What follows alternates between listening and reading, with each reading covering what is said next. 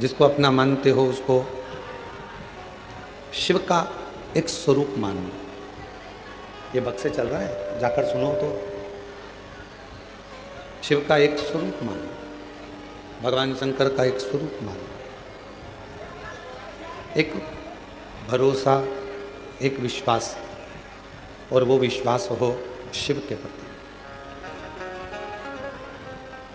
क्यों? शिव महापुराण की कथा कहती है कि हो सकता है कि परिवार वाले, नातेदार, रिश्तेदार, कुटुंब, कबीला, ये सब हमारा साथ छोड़ दें, पर अंतिम बिंदु तक भी मेरा देव अधिदेव महादेव आपका साथ कभी नहीं छोड़ता। वह हमेशा आपका हाथ पकड़ कर चलता है। और मैंने तेरे ही भरोसे बाबा, तेरे ही भरोसे हवा बिच उड़ती जावांगी बाबा, डोर हटो छड़ी नाम कटी जावांगी। भोले मैं तेरी पत्नी, शंभू मैं तेरी पत्नी, हवा बिच उड़ती जावांगी बाबा, डोर हटो छड़ी नाम कटी जावांगी। भोले मैं तेरी पत्नी। एक विश्वास की दृढ़ता में मेरे शिव की प्राप्ति है। कितना सुंदर लिंग पुराण में कहा गया कि हम जब एक चावल का दाना भी यदि भगवान शंकर जी को चढ़ा रहे हैं, मात्र एक चावल का दाना यदि हम शिव जी को समर्पित कर रहे हैं,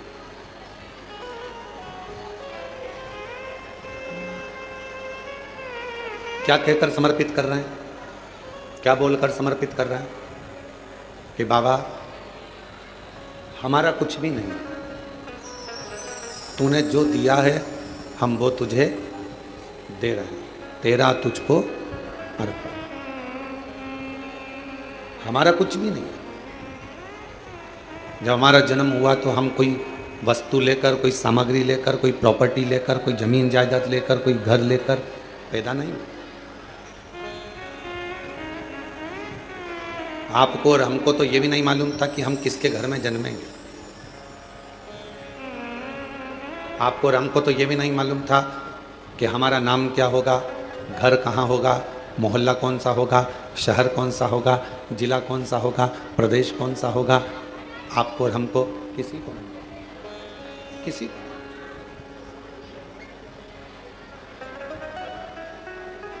जब जन्म हो गया, जब जन्म ले लिया, जन्म लेने के बाद जब हमें थोड़ी सी सुध आई, बुद्धि आई, विवेक आया, तब हमें ज्ञात हुआ कि हमारा जन्म इस कुल में, इस घर में, इस जगह पर हुआ।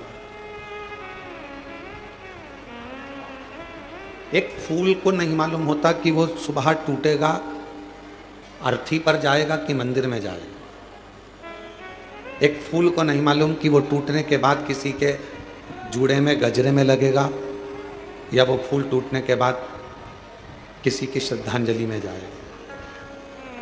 फूल को यह नहीं मालूम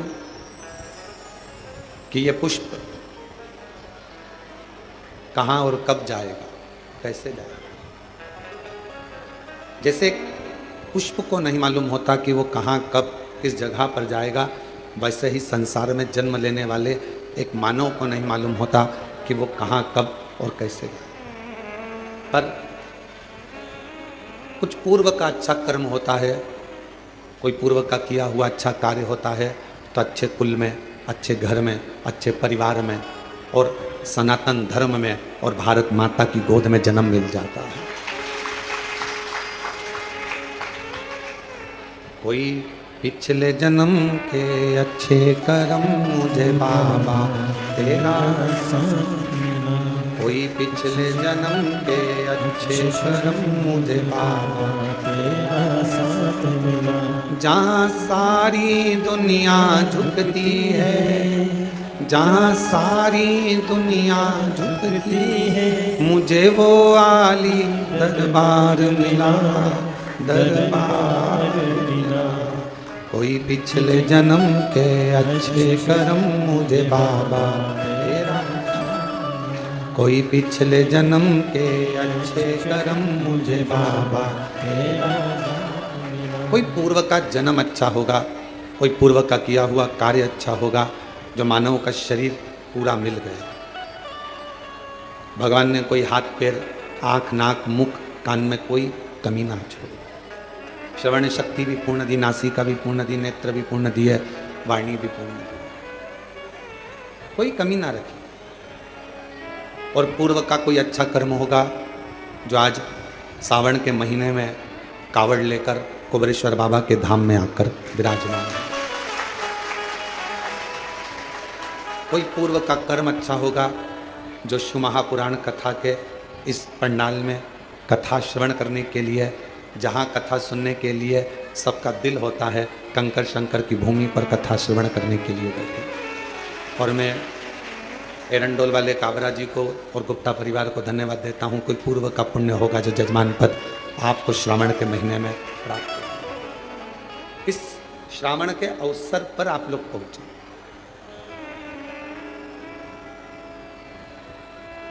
कहते हैं घर के मंदिर में शिव और दिल के मंदिर में शिव दोनों ही कल्याण करने वाले होते हैं, दोनों ही कल्याण करते हैं। घर के मंदिर में जो शिव है, तुम्हारे घर के मंदिर में जो शिवलिंग है, तुम्हारे घर के मंदिर में जो शिवलिंग विराजमान है, वो भी कल्याण करने वाला होता है। और तुम्हारे दिल में, तुम्हारे हृदय में जो भगवान शंकर विराजमान है, वो भी कल्याण करने वाला है। और कितनी बड़ी बात शिव महापुराण में लिखी है कि जिस घर के अंदर शिवलिंग नहीं हो, जिस घर के अंदर अगर छोटा सा भी शिवलिंग नहीं है, तो उस घर का पानी पीने का भी यहाँ पर वर्णन नहीं किया गया कि आप उस घर का पानी पिए। काबरा जी, लिंग पुराण में, शिव महापुराण में, स्कंद पुराण के काशी खंड में, अवंतिका खंड में, केदार खंड में, सब में वर्णन किया गया कि घर के अंदर यदि एक छोटा सा भी शिवलिंग है,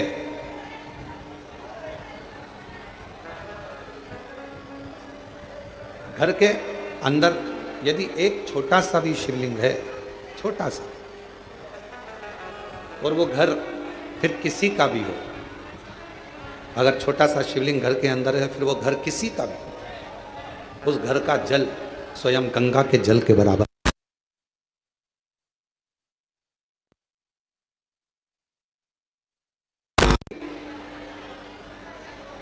यदि घर के अंदर शिवलिंग विराजमान है, छोटा सा भी अगर शिवलिंग, बाहर आवाज नहीं जा रही है, उस आवाज की व्यवस्था करो। घर के अंदर यदि छोटा सा भी शिवलिंग है और वो शिवलिंग आपके घर के अंदर है, और आप अगर पूजन कर रहे हैं तो ठीक, पूजन नहीं कर रहे हैं तो ठीक, और घर के अंदर वो शिवलिंग अगर रखा भी है, तो कहते हैं उस शिवलिंग के सामने से केवल प्रणाम कर कर, नमन कर कर यदि आप निकल कर चले जाते हो, तो भी जिंदगी में कहीं अड़चन नहीं आती और काम सफल होता चले जाता है, कार्य सफल होता चले जाता है। और शंभु शरणे मांगू दुख का दया कर दर्शन आपो, शंभु शरणे परि मांगू घड़ी दुख का दया दर्शन आपो। ओ शंभु शरणे परि मांगू घड़ी दुख काटो, दया करी दर्शन एक छोटा सा शिवलिंग घर के अंदर है तो वह हमारे जीवन में सुख ही सुख देता है, वो तकलीफ नहीं देता। पर ना जाने कैसे कैसे लोग आज के ज़माने में कह देते हैं सोशल मीडिया पर आकर कि घर में शिवलिंग मत रखो। और हम आपसे ये भी नहीं कह रहे कि आप हमारा कहना मानो, हम तो आपसे इतना कह रहे हैं कि गीता प्रेस गोरखपुर की स्कंद पुराण लेकर आओ, गीता प्रेस गोरखपुर की लिंग पुराण लेकर आओ, गीता प्रेस गोरखपुर की शिव महापुराण लेकर आओ, नर्मदा पुराण लेकर आओ, आप उसका अध्ययन करो। और जब आपको अध्ययन में मिल जाए कि हाँ शिव महापुराण की कथा में ये वर्णन है कि घर के अंदर अगर एक शिवलिंग है तो वह हमारे जीवन के सारे दुखों को समाप्त करता चला जाता है, तो मानना कि शुभ है।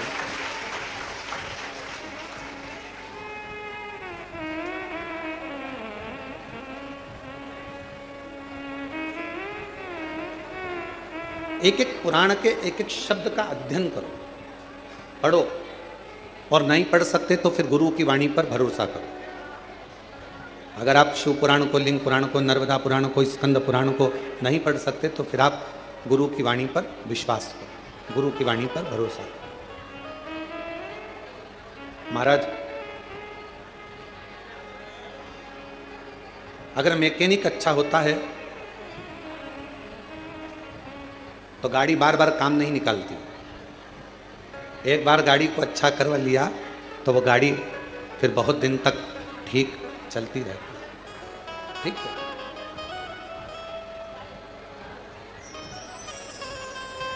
यदि मैकेनिक अच्छा है और मैकेनिक अगर ठीक है, गाड़ी अगर एक बार उसने सुधार दी है तो वो गाड़ी फिर काम नहीं निकाले, फिर वो गाड़ी काम बार बार नहीं निकाल सकती। जैसे मैकेनिक अच्छा है तो गाड़ी बार बार काम नहीं निकालती है, गाड़ी बार बार बिगड़ती नहीं है, उसी तरह यदि गुरु अच्छा है तो यह मन बार बार बिगड़ता नहीं है और गलत जगह पर जाता है। एक मैकेनिक की तरह एक गुरु होता है।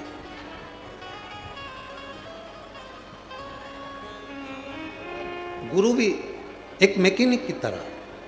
मैकेनिक का काम है गाड़ी का ऑयल देखना, पेट्रोल देखना, डीजल देखना, ब्रेक देखना, उसका गियर देखना, और सारी चीज़ें उस मैकेनिक ने देखी, जो खराब थी वो सही। अब मैकेनिक गाड़ी सही करता है तो क्या माइक लेकर चिल्लाता है इसका ब्रेक बेकार हो गया है? मैकेनिक माइक लेकर चिल्लाएगा कि इस गाड़ी का क्लच बेकार है, इस गाड़ी का टायर बेकार है? मैकेनिक चिल्लाता नहीं है। मैकेनिक जब गाड़ी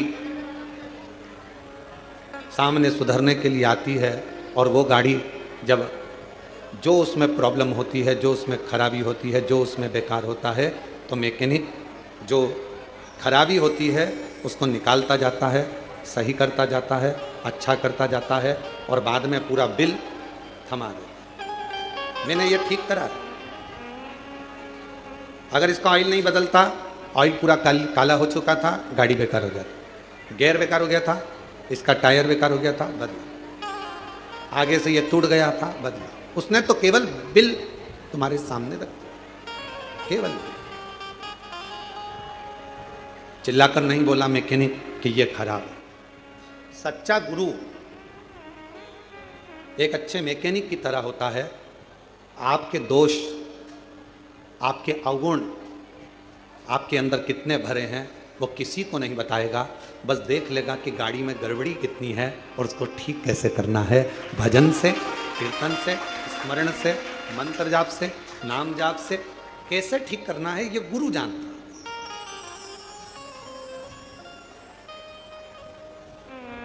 और किसी ने बहुत अच्छा कहा, नहाए धोए हरि मिले, नहाए धोए हरि मिले तो मैं नहाऊं 100 बार। अगर केवल नहाने से भगवान मिलता तो मैं 100 बार नहाता रहता। अगर केवल नहाने से भगवान मिलता तो मछली दिन भर पानी में ही रहती है, उसको भगवान मिल जाए, मगर को मिल जाए। नहाए धोए हरि मिले तो मैं नहाऊं सो बार, हरि तो मिले निर्मल मन से, प्यारे मन का मेल बाहर निकाल, परमात्मा मिल। अब कोई कहे कि तुम नहा कर आ रहे हैं, तुम्हें इनको छूना नहीं, या नहा कर आए हैं इनका स्पर्श मत करना। भगवान कहते हैं, कितना सुंदर शिव महापुराण के अंदर लिखा है, जरा शास्त्र का अध्ययन करिएगा।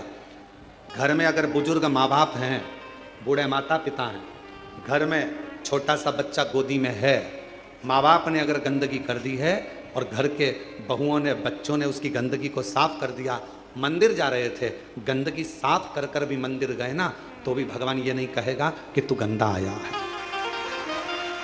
घर के बुजुर्ग बीमार हैं, गंदगी कर दिए हैं, उनका शरीर बेकार हो गया है, उस शरीर को आप हाथ लगा रहे हो, गंदगी साफ कर रहे हो, पूरा घर साफ कर रहे हो, और उसके बाद भी भगवान के मंदिर जा रहे हो, भगवान कभी नहीं कहेगा कि तू गंदा है। एक छोटा सा बच्चा माँ की गोद में है, वो बच्चे ने माँ की गोद में गंदगी कर दी, माँ ने उसके बार बार कपड़े बदल दिए, धो दिए, और माँ उसके बाद भी भगवान को जल चढ़ाने जा रही है, तो भगवान कभी नहीं कहेगा कि तुम गंदे हो, भगवान तुम्हारे जल को स्वीकार करेगा। घर के बुजुर्ग माँ बाप, घर के बुजुर्ग सास ससुर, घर के बुजुर्ग तुम्हारे घर में रहने वाला कोई बूढ़ा है व्यक्ति है, दादा दादी हैं, बुजुर्ग हैं, उनकी सेवा कर रहे हो, तुम मंदिर जा रहे हो और तुमने सोचा कि मंदिर से आकर ऐसा करूंगी, या मंदिर जा रहे हो तो मुझे साफ जाना है, तो शिव महापुराण की कथा कहती है, सबसे पहले बाबा को जल चढ़ाने से पहले अगर कोई घर का बुजुर्ग पलंग पर पड़ा है, बीमार है, और उसने गंदगी भी कर दी है ना, तो पहले साफ करो, फिर बाबा का नाम लेकर बड़े प्रेम से बाबा को जल चढ़ाने जाओ, बाबा तो भी स्वीकार करो। माँ बाप से बड़ी दुनिया में कोई पूजन नहीं। किसने कहा कि माता पिता से बड़ी कोई पूजा नहीं? श्री गणेश जी महाराज ने। पृथ्वी की परिक्रमा करने की बात आई तो श्री गणेश जी महाराज ने अपने माता पिता की परिक्रमा की। किसने कहा कि माता पिता से बड़ा कोई जीवन में अतिथि नहीं होता? भगवान श्री षडानंद कार्तिकेय जी ने। श्री शैलम पर कार्तिकेय जी रुष्ट होकर चले गए, मल्लिकार्जुन में जाकर बैठ गए श्री शैलम पर, भगवान शिव और पार्वती उनके अतिथि बनकर चले गए। कौन कहता है कि पहले देव पूजन करो फिर माता पिता की पूजन करो? नहीं। सुंदर शिव महापुराण के अंतर्गत अशोक सुंदरी का संवाद हम जितनी बार सुनते हैं उतनी बार कम पड़ता है। अशोक सुंदरी सबसे पहले अपने माता पिता, अपने सास ससुर की सेवा में लीन रहती थी, इसके बाद में अन्य कार्य में, अन्य सेवा में, अन्य भजन में जाता था। क्यों गुरुजी?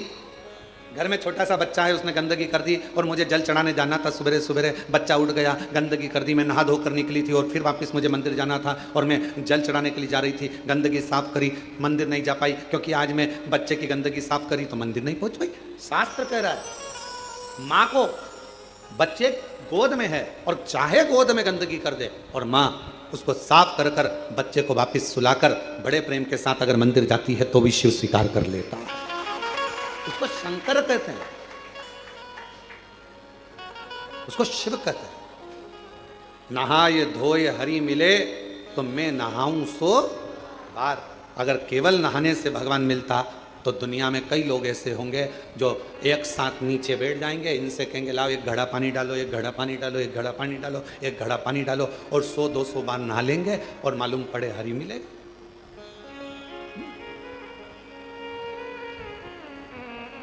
सेवा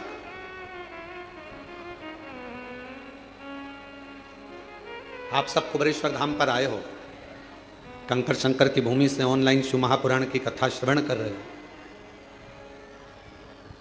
इस पवित्र धाम पर आने के बाद भोजन व्यवस्था हो, चिकित्सा व्यवस्था हो, एम्बुलेंस की व्यवस्था हो या अन्य जितनी व्यवस्थाएं रहती हैं, सारी व्यवस्थाओं का ध्यान रखा जाता है जिससे किसी को तकलीफ नहीं। मेरा भोले बाबा, मेरा शंकर भगवान फिर निवेदन करें तुम्हारे निर्मल मन को, तुम्हारे विश्वास को देखता। फिर कहेंगे पूजन तुम कितनी देर की कर रहे हो उससे कोई मतलब नहीं, पर भरोसा कितना कर रहे हो वो मूल है। जल लेकर आए हो, तुम जब सीवन नदी का जल सीहोर से माँ कावड़ में माँ सीवन का जल लेकर जब तुम चलो और तुम्हारे कंधे पर जब वो कावड़ का जल तुम्हारे कंधे पर आए, उस समय पर तुम इतना याद रखना कि तुम माँ सीवन का जल लेकर नहीं जा रहे हो, तुम भागीरथ बनकर गंगा जी को कावड़ को सिर पर रख कर लेकर, तुम भागीरथ बन गए, तुम गंगा को लेकर जा रहे हो अपने शिव के लिए। कोई तुमसे कहे जल कहां से भरा, कहा सीहोर से, कितना किलोमीटर जाना है, 11 किलोमीटर है। जल कौन सी नदी का है, तो कहा सीवन का जल है। कब तक सीवन का जल है, जब तक तुमने वहां से नहीं भरा। तुम्हारे दोनों कलश के अंदर, कावड़ के दोनों लोटे के अंदर, कावड़ के दोनों कलश के अंदर जब सीवन का जल भरा गया, तुमने अर्चना कर ली, पूजन कर ली, कंधे पर रख लिया, फिर वो सीवन का जल नहीं रहा, वो गंगा जल बन गया और तुम भागीरथ बन गए। उस समय पर तुम भी लीलाबाई कमलाबाई कब तक थी, जब तक तुम सीवन के तट पर पहुंची। तुम्हारा नाम राम सिंह कब तक था, जब तक तुम सीवन के जल पर पहुंचे। जब तुम सीहोर में सीवन नदी के तट पर पहुंचे, तब तक तुम्हारा नाम राम सिंह था, तुम्हारा नाम कमलाबाई था। और जब तुमने जल भर लिया तो तुम ना कमलाबाई हो ना राम सिंह हो, लोग तुमको कहेंगे तो कावड़िया ही कहेंगे, वो तुमको नाम से नहीं पता। कावड़िया का मतलब ही यही है, कावड़ लेकर जाने वाला। कावड़ का मतलब होता है कि गंगा के जल को भगवान शिव तक लेकर जाने वाला। गंगा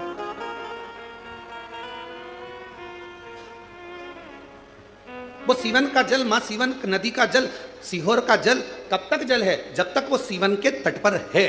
तुमने कलश में भरा, तुमने कंधे पर उठाया, बाबा का नाम लिया, कंधे पर लेकर चले, कंधे पर रखते ही वो जल गंगा का जल हो गया। और तुम ना कमलेश, ना बिमला, ना राम सिंह, ना ढोलू सिंह, कुछ नहीं, तुम तो केवल कावड़िया भागीरथ हो गए और भगवान शिव के दरवाजे पर जा रहे। अब यहां किसी का नाम नहीं,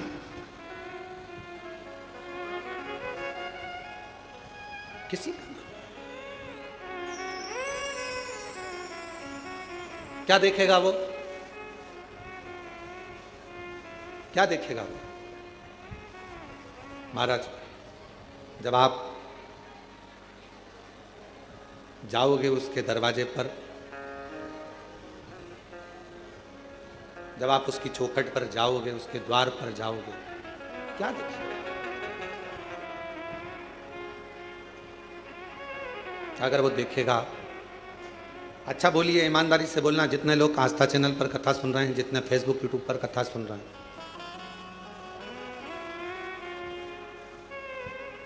और जहां आप लोग पंडाल में बैठकर भी कथा सुन रहे हैं, वो भी जरा सावधानी से बोलना। भगवान की डायरी में तुम्हारा नाम लिखा है क्या? राम सिंह केरावत, औरंगाबाद से। भगवान कहेगा कि औरंगाबाद से राम सिंह कौन आया है, नाम लिया जाएगा वहां पर? जम के बोलो नहीं।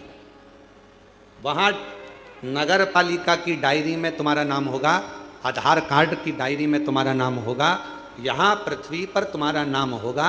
वहां तो केवल डायरी खुलेगी और उस डायरी में केवल जो जीव आत्मा भेजी गई है, उस जीव आत्मा, जैसे हर मोबाइल में एक छोटा सा कोड, एक छोटा सा कुछ डला होता है, जिससे मालूम पड़ जाता है कि मोबाइल कहां पर। तुम कोई सी भी सिम फंसा, तुम्हारा मोबाइल कहां है, उसने सिम निकाल ली तो भी मोबाइल मालूम पड़ जाएगा कि मोबाइल कहां पर है। परमात्मा के दरवाजे पर तुम्हारा मोबाइल का नंबर, अर्थात तुम्हारा नंबर नहीं चलेगा, तुम्हारा पुण्य कितना है वो देखा जाएगा। ये जीवात्मा आई है, इसका पुण्य कितना है। क्या कहते हैं, ट्रेन में सफर करने वाले को यात्री, फ्लाइट में सफर करने वाले को यात्री, बस में सफर करने वाले को यात्री, उसी तरह भगवान के दरवाजे पर जाने वाले को क्या कहते हैं? भक्त। और गंगा का जल कंधे पर रखकर, किसी भी नदी का जल लेकर शिवालय तक सावन के महीने में जाने वाले को कावड़िया कहते हैं, क्योंकि उसकी लेखनी में वही लिखा है, उसकी लेखनी में वही।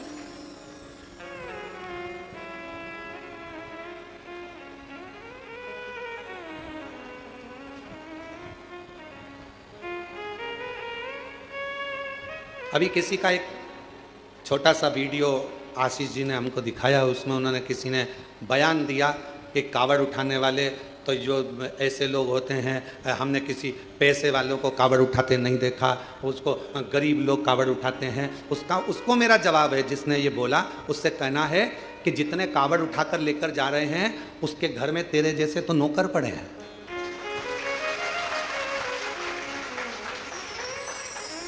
कावड़ उठाने के लिए दम चाहिए, कावड़ उठाने के लिए मन चाहिए, और कावड़ उठाने के लिए वैभव।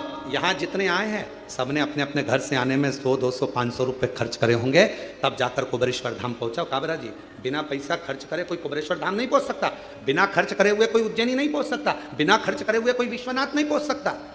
केवल अपने ऊंचे ऊंचे सिंहासन पर बैठकर मुंह चला देना, अपनी राजनीति का मुद्दा बना लेना और कह देना कि कावड़ उठाने वाले ऐसे, कावड़ उठाने वाले वैसे। सनातन धर्म पर उंगली उठाना सरल है, कभी पत्थर फेंकने वालों पर भी उंगली उठाया करो, तब समझ में आएगा कि आनंद का किसे कहते हैं। किसको कहा? लंकापति रावण सोने की लंका का राजा था, कोई गरीबड़ा नहीं था, जिसके दरवाजे पर स्वयं भगवान को भी रूप बदलकर राम जी का रूप धरकर जाना पड़ा था रावण के सामने। कितना विद्वान होगा जिसके दरवाजे पर 33 कोटि देवता सामने खड़े होते थे, सारी अप्सराएं, गंधर्व, किन्नर, नाग, पशु, पक्षी जिसके द्वार पर रहते थे। सोने की लंका का अधिपति था। और कोई पूछे रावण से, उसके पिताजी से पूछे, विशर्वा बाबा से पूछे कि ये सोने की लंका उनको कैसे मिल गई, कौन ने दी, तो विशर्वा बाबा भी कह देंगे कि ये सोने की लंका देने वाले तो मेरे शंकर भगवान है। लंकापति रावण से पूछे कि सोने का नगर किसने दिया, तो वो भी कह देंगे कि देने वाले शंकर भगवान है। किसी से पूछा जाए, भगवान राम जी से पूछा जाए कि लंका का राज्य तुम्हें कैसे मिल गया, रावण का तुमने संहार कैसे कर दिया, तो कहा शंकर भगवान की कृपा से। भगवान कृष्ण से कोई पूछे कि द्वारका का राज्य कैसे मिल गया, द्वारका के अधिपति कैसे बन गए, तुम्हारे यहाँ संतान की प्राप्ति इतनी हुई कैसे हो गई, तो कहा शिव की कृपा से। दुनिया का कोई व्यक्ति ऐसा नहीं है जिसको मेरे भगवान ने दिया नहीं है, मेरे शिव ने कृपा नहीं करी। बस उसको भजने वाला चाहिए, उसको करुणा करने वाला, उसको जपने वाला चाहिए। केवल स्नान से, कोई कहे 100 बार नहा लो भगवान मिल जाएगा, कोई के कपड़ा बदल लो भगवान मिल जाएगा, कोई के ऐसा कर लो भगवान मिल जाएगा। तुम तो एक काम करो, सारी समस्या का हल जल। दिल से आए, एक लोटा जल चढ़ाया, श्री शिवाय नमस्तुभ्यं। आज के जमाने में इतना आडंबर, कोई के महिलाओं को ओम मत बोलने दो, तो कोई के पुरुषों को ये मत बोलने दो, तो कोई को ये मत बोलने दो। इसलिए शिव महापुराण ने एक शब्द दे दिया, एक अक्षर दे दिया विद्येश्वर संहिता का, श्री शिवाय नमस्तुभ्यं। अब इस शब्द में कोई लफड़ा नहीं, कोई लड़ाई नहीं, कोई विवाद नहीं, कोई नहीं कहेगा तुमसे कि इसमें ओम लगाओ, कि ये मत लगाओ, कि वो मत लगाओ। आज के जमाने में लोगों ने, अरे माँ जगतजननी जगदम्बा अम्बा पार्वती पंचाक्षर मंत्र का जाप करती हैं, नमः शिवाय, ओम नमः शिवाय, नमः शिवाय, ओम नमः शिवाय।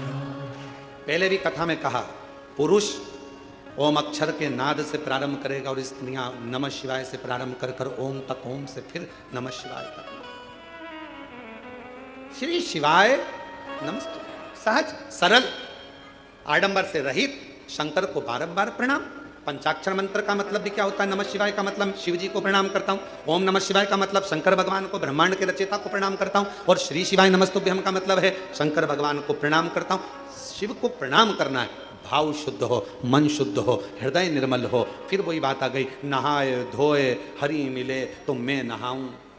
जम के बोलो, मैं नहाऊं सुबाद। हरि तो मिले निर्मल मन से प्यारे, मन का मेल बाहर निकाल, मन के मेल को निकाल दे तो भगवान को मिलने में देरी नहीं होगी, शिव तेरे सामने खड़ा होगा। शिव को क्या चाहिए? कोई दिखा।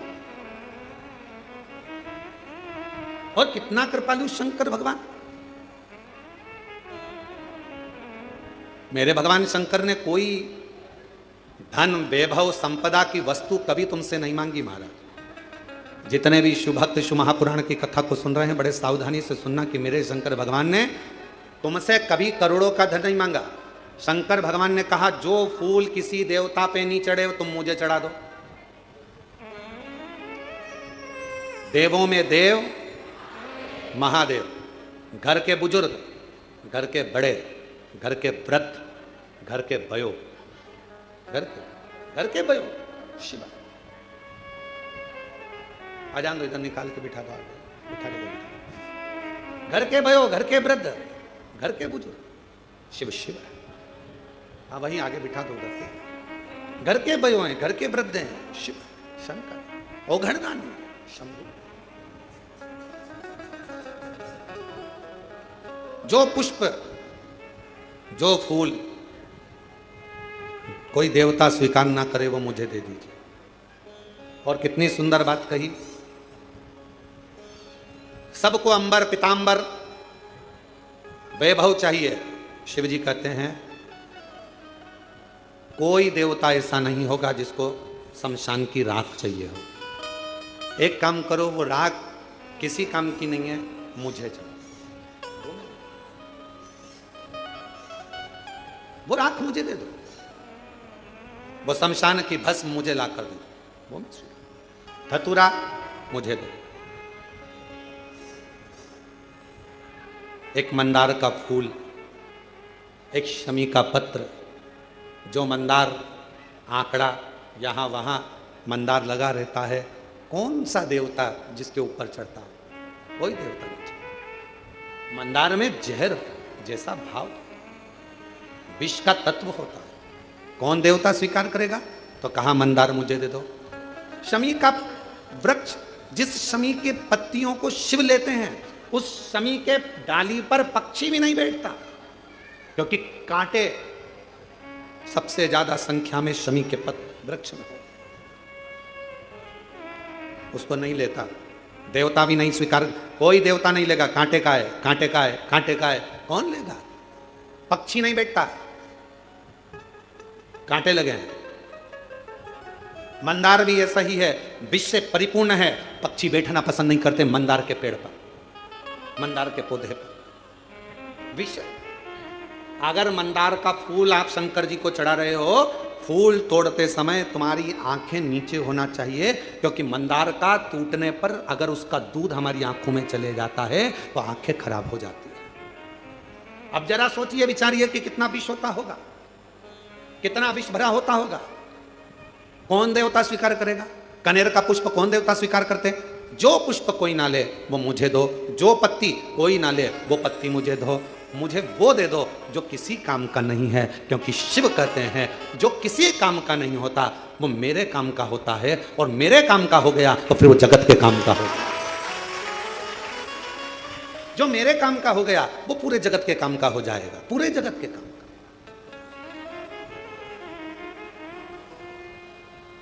काबरा जी, अभी गुप्ता जी भी बैठे हैं, ध्यान दें, काशी में जो विश्वनाथ जी का प्रसाद बनता है, जो काशी का प्रसाद डब्बे वगैरह जो चाहते हैं प्रसाद के रूप में, काशी में जितनी बेलपत्र चढ़ती है, जितनी बेलपत्र, उस बेलपत्र को पीस कर सुखाकर उस बेलपत्र का ही प्रसाद वितरण किया जाए। अभी काशी में एक नई बात आनंद की होगी, और पूरे काशी वासियों को मैं उसके लिए धन्यवाद देता हूं कि बेलपत्र का सदुपयोग प्रारंभ आपने करवाया। और मैं सबको बताना चाहूँगा, हमारी उज्जैनी में अवंतिकापुरी में जो पुष्प अवंतिका नाथ को, मेरे महाकाल बाबा को चढ़ते हैं, जो बेलपत्र मेरे महाकाल बाबा को चढ़ती है, वो सारी बेलपत्र पुष्प जाते हैं और उससे गुलाल, उससे अगरबत्ती, धूप बत्ती और अन्य सामग्रियाँ, हवन सामग्रियाँ ऐसी निर्मित होती है जो संपूर्ण जगत का कल्याण कर रही है, संपूर्ण जगत। यहां पर आते हैं लोग कुबेरेश्वर धाम पे, हमसे पूछते हैं गुरुजी हम यहाँ आए हैं, हम यहाँ से क्या प्रसाद लेकर जाएं? हम उनको कहते हैं आप कंकर शंकर लेकर जा रही हो ना, अगर आपके पास में बेलपत्र है, चढ़ाई है, उठाकर ले जाओ। किसी ने बेलपत्र पूजन कर चढ़ाई है तो मैं रोड पर, यहाँ पूरे ग्राउंड में कहीं बेलपत्र अगर पड़ी हुई मिल रही है उसको उठा लो, अगर यहाँ 2 दिन ठहरे हो सुखा लो, नहीं सुखा सकते संभाल के रख लो, घर जाना सबसे पहले प्रसाद में वही बेलपत्र का पत्ता तोड़ तोड़ कर देना, फिर बाबा देखो कैसी कृपा कर करना। कोई पूछे तुम कुबेरेश्वर बाबा के धाम गई थी, वहां से क्या लेकर आई? तो बेलपत्र लाई हूं, रुद्राक्ष लाई हूं और कुबेरेश्वर धाम का कंकर शंकर लाई। बस मैं रुद्राक्ष स्वयं के लिए लाई हूं, परिवार के लिए लाई हूं, मैं ये कंकर शंकर खुद के लिए लाई हूं, परिवार के लिए लाई हूं, और बेलपत्र का पत्ता, ये बेलपत्र सब पूजन कर रहे थे, जमीन पर छोड़ रहे थे, मैंने उसमें से प्रसाद के रूप में मांग लिया, क्योंकि कंकर शंकर तो सब एक हैं। आपने विनय कर कर उनसे बेलपत्र मांग ली, देना बाबा, घर के लिए प्रसाद के रूप में मैं ये बेलपत्र लेकर आया। बेलपत्र लाया, दे दी थोड़ी थोड़ी थोड़ी। और विश्वास कहता है उस बेलपत्र का आनंद आपके जीवन में वो सुख लाता है कि आनंदित जीवन अपने आप प्रारंभ हो जाता है। आनंद।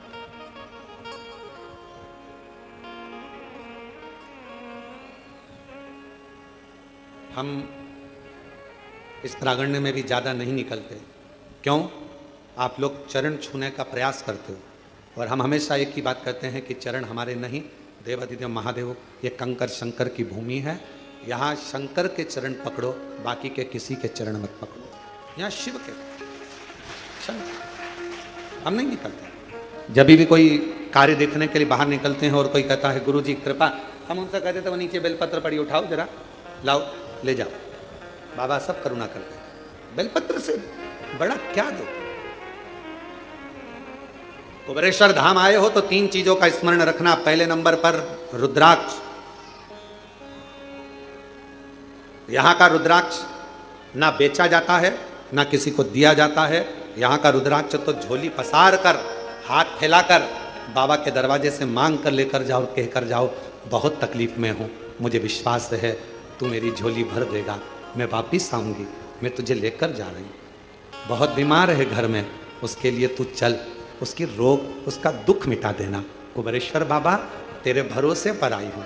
मैं नहीं जानती कि मैंने कुछ पुण्य करा कि नहीं करा, पर एक पुण्य जरूर करा कि आज तेरे धाम से मैं तुझे अपने घर तक लेकर जा रही हूँ। ये आए हो तो यहाँ का रुद्राक्ष, कंकर शंकर पूजन करी, 4 कंकर छोड़कर 1 कंकर लेकर चले गए। बाबा तू मेरे साथ चल, जिस दिन कार्य पूर्ण हो वापिस लेकर आ जाऊंगी। एक पत्र आया,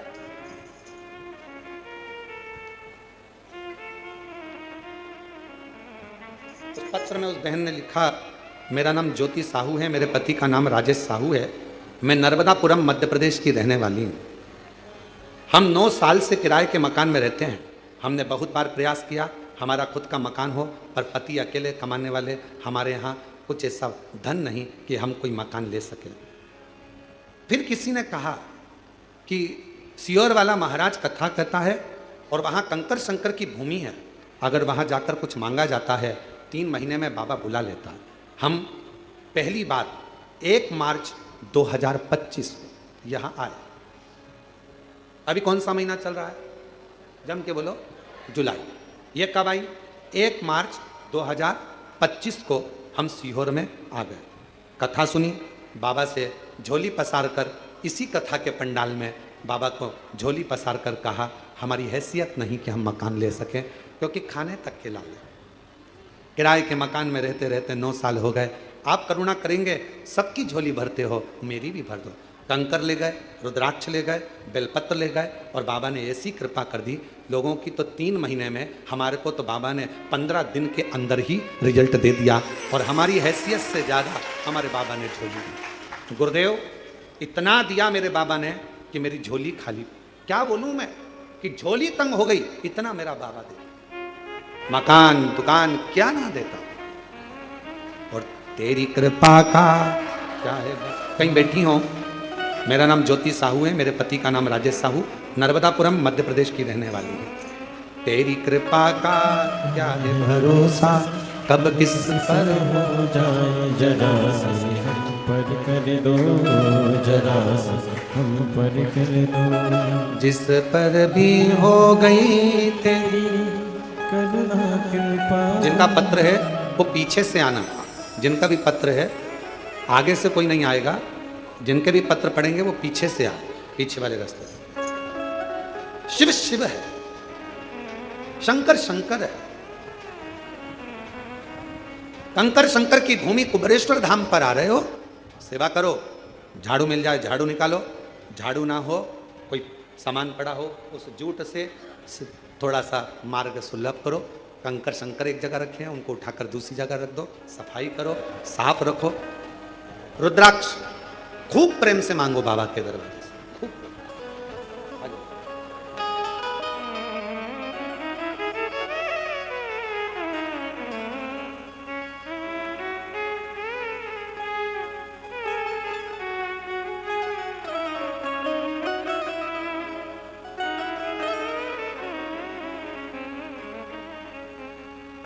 शिव शिव है।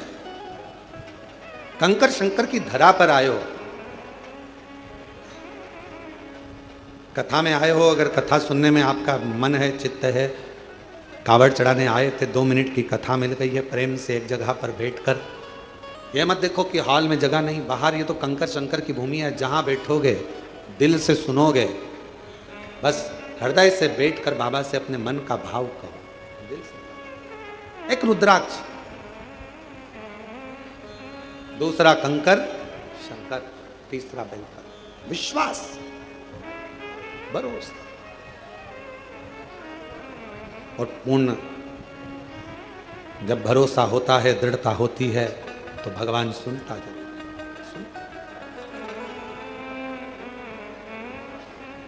आप किसके आश्रित होकर आ रहे हो? आप किसके भरोसे जा रहे हो?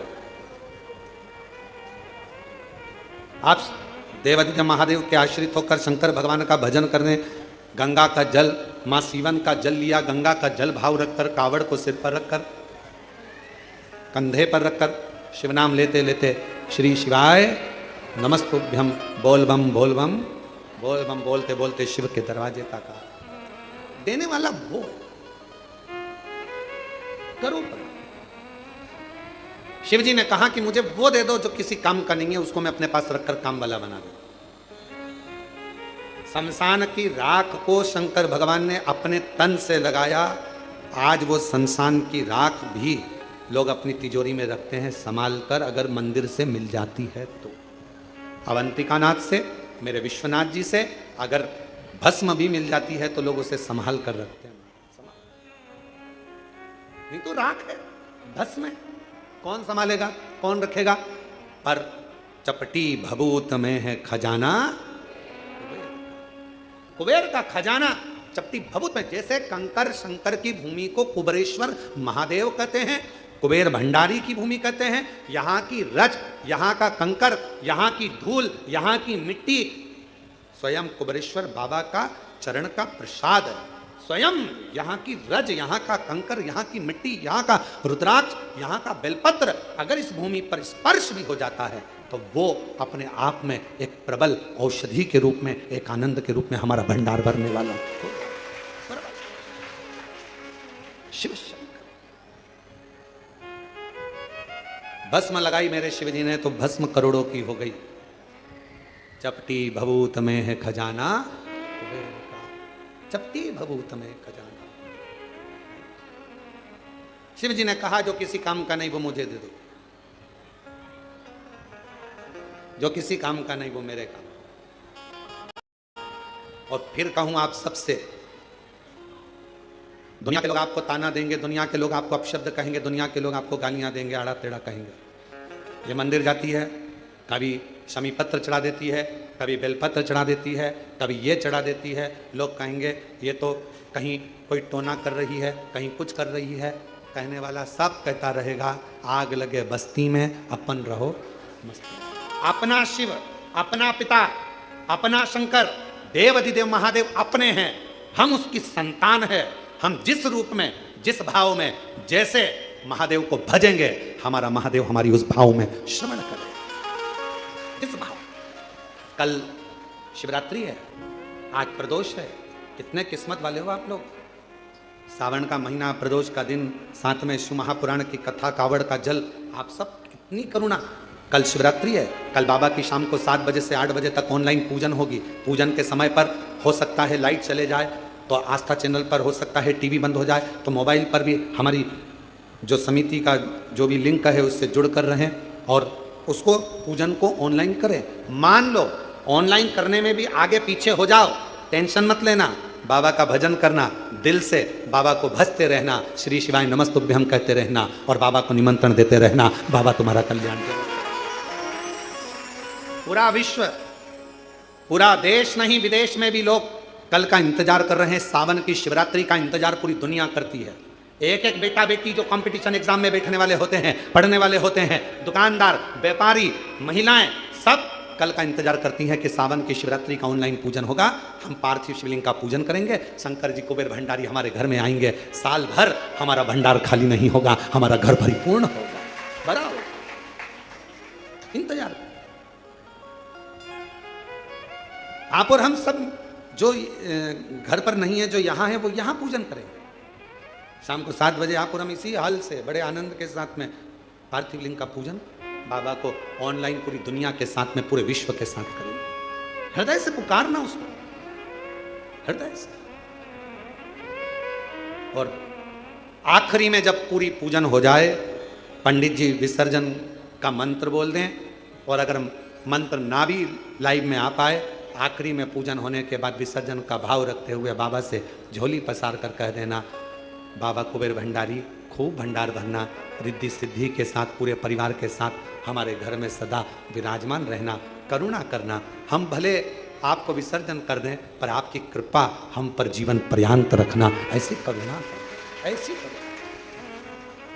शिव जी ने कहा कि जो किसी काम का नहीं वो मुझे दिया जाए। किस काम का? पर मेरे भगवान शंकर तुम्हारे पूर्व जन्म का भजन का बल देखते हैं, पूर्व जन्म का तुम्हारा संस्कार देखते हैं। नीचे के लोग तुम्हारा नाम देखेंगे, डिग्री देखेंगे, आईडी कार्ड देखेंगे, ऊपर वाला पुण्य देखेगा। ऊपर वाला तुम्हारा आईडी कार्ड नहीं देखेगा कि भानु प्रताप कहाँ रहता है, कहाँ से आया है, फरीदाबाद से, फिरोजाबाद से, आगरा से, ग्वालियर से, नहीं। ऊपर वाला तुम्हारा पुण्य देखेगा कि इसने पुण्य किया। और कितना सुंदर शिव महापुराण में 2, एक शमी पत्र, बेलपत्र, मंदार, धतूरा, इन सब की बड़ी महत्वता होती है, बड़ी। कल शिवरात्रि की पूजन में लाल फूल, श्वेत फूल, गेहूं के दाने, काली मिर्च, तिल, धतूरा, इन सब का बड़ा महत्व होता है। इसलिए एक एक चीज जो शिव पुराण में वर्णित है उसको छाट छाट कर आप लोगों को लिस्ट चल रही होगी आस्था चैनल पर। और पूरे आस्था चैनल पर हमने कहा है आस्था वालों को कम से कम पूरी कथा में 10 से 15 बार थोड़ी थोड़ी देर ठहरा कर उस लिस्ट को दिखाएं, जिससे लोग अपने मोबाइल पर उसका फोटो खींचें। अगर मोबाइल से सभी से कहेंगे कि वो जब लिस्ट दिखाई जाए पूजन सामग्री की, तो आप अपने मोबाइल से फोटो खींच लो, और जितने आपके मोबाइल में ग्रुप जुड़े हुए हैं व्हाट्सएप पर, सबको फोटो खींचा हुआ और लिख कर डाल दो कि कल शाम को 7 बजे से 8 बजे तक ऑनलाइन शिव जी का अभिषेक शिवरात्रि के पावन अवसर पर, और उसके पूजन की लिस्ट ये है। साथ में आप अपना नाम भी डाल दो कि मेरी तरफ से श्री शिवाय नमस्तुभ्यम, और आप सब इसको आगे बढ़ाते जाओ। ये शिव तत्व, शिव तत्व, शिव कथा कह रही है, भगवान शंकर का चरित्र कह रहा है। भगवान शिव ने पूर्व का भान देखा। शमी पत्र, मंदार, धतूरा, बेलपत्र, इन सबके पुण्य की महत्वता कितनी कितनी महत्व। शिव महापुराण का एक चरित्र बड़ा सुंदर आता है, और ये कथा हम पहले बात चुके हैं, उस कथा में इसका वर्णन किया था। यदि भगवान गणेश जी की पूजन और भगवान शंकर की पूजन दोनों जब शमी पत्र से करी जाती है, तो शरीर में कैसा भी रोग भरा पड़ा हो, डॉक्टर ने कह दिया कि यह बहुत बेकार रोग है और यह रोग इसका पीछा नहीं छोड़ेगा। यदि आपको डॉक्टर ने कह दिया कि ऐसा है, डॉक्टर की दवाइयाँ लो, जांच कराओ, डॉक्टर को दिखाओ, रिपोर्ट लाओ, और साथ में 7 स्थान बताए हैं जहाँ पर शमी पत्र को अगर चढ़ाते रहे चढ़ाते रहे चढ़ाते रहे, तो वो रोग कितना भी बड़ा हो, आखिरी में वो रोग समाप्त हो ही जाता है। 7 स्थान बताए शमी पत्र। अब शमी पत्र के 7 स्थान तो बताएं, पर शमी पत्र की इतनी महत्वता क्यों है, मंदार की इतनी महत्वता क्यों है, गणेश जी की पूजन में, शिव जी की पूजन में इतनी महत्वता क्यों है? 7 स्थान पर शमी पत्र का वर्णन किया गया। 7 स्थान शिव महापुराण के वो 7 स्थान शिवलिंग के आप लोग देखेंगे, दर्शन करेंगे। ये मानकर चलिए ये जलाधारी है, ये जहाँ से जल बहता है वो स्थान है, ये शिवलिंग है। समझ में आ रहा है सबको? ये शिवलिंग, ये जलाधारी, ये जल बहता है वो स्थान, बीच में अशोक सुंदरी का स्थान, गणेश जी कार्तिकेय जी का स्थान, माँ जगत जननी का हस्तकमल, शिवलिंग, ऊपर जलाधारी में जया, विषहरा, श्यामली बारी, दौतली, देव। 7 स्थान बताए। पहला स्थान अशोक सुंदरी का स्थान, द्वितीय स्थान भगवान श्री गणेश जी महाराज का स्थान, जहाँ गणेश जी का स्थान है सीधे भाग में उस। तृतीय स्थान माँ पार्वती जी का हस्तकमल, चतुर्थ स्थान भगवान शंकर का शिवलिंग, चौथा स्थान। पांचवा स्थान नंदी का उठा हुआ चरण, जो नंदी का पांव उठा हुआ रहता है एक आगे वाला, पांचवा स्थान। और 2 शमीपत्र भगवान शंकर के सम्मुख में से अपनी कामना कर 3 बार पंचाक्षर मंत्र का या श्री शिवाय नमस्तुभ्यम का स्मरण कर उस शमीपत्र भगवान शंकर के शिवलिंग पर फिर समर्पित कर दिया जाए। अगर ये 7 शमीपत्र समर्पित कर एक बेलपत्र शिव जी को समर्पित करा जाता है तो धीरे धीरे कैसा भी बड़े से बड़ा रोग हो वो धीरे धीरे कटना प्रारंभ हो जाता है। शमीपत्र की महत्वता पूजन में वर्णन, शमी की इतनी महत्वता क्यों है तो शिव महापुराण में यह भी वर्णन किया गया। औरव मुनि के, औरव ऋषि के कोई संतान नहीं थी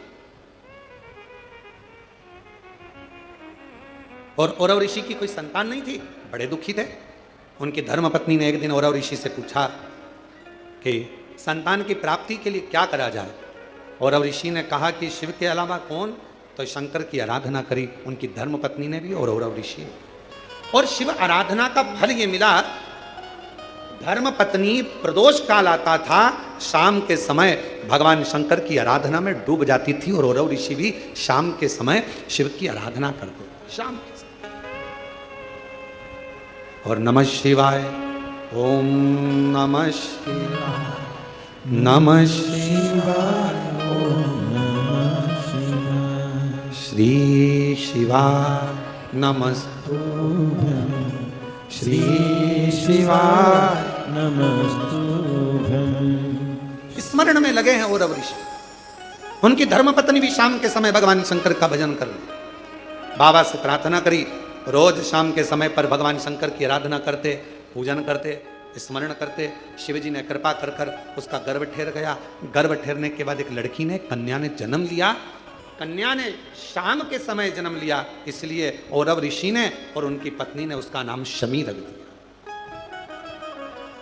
क्या नाम रखा? शमी। कन्या का जन्म हो गया। औरव ऋषि की यहां बड़ी बधाइयां बजी, खूब उत्सव मना। समय आया जब औरव ऋषि के यहां पर कन्या का जन्म हो गया, कुछ समय ही आनंद के साथ में एक ऋषि और हुए जिनका नाम था धौम्य ऋषि। और धौम्य ऋषि के यहां भी एक बेटे का जन्म हुआ जिसका नाम मंदार रखा। क्या नाम रखा? मंदार। एक कन्या जो औरव ऋषि के यहां जन्मी उसका नाम शमी था। धौम्य ऋषि के यहां जो बालक जन्मा उसका नाम, जम के बोलो सब लोग, मंदार। मंदार जानते हो ना, फूल होता है ना मंदार का, आंकड़े का फूल जो होता है मंदार। कई लोग हमसे कहते हैं, आप कहते हो संतान प्राप्ति के लिए आंकड़े की जड़ का, सफेद आंकड़े की जड़ का प्रयोग करो, मंदार की जड़ का प्रयोग करो। उसका कितना महत्व है जरा देखो तो शास्त्रों।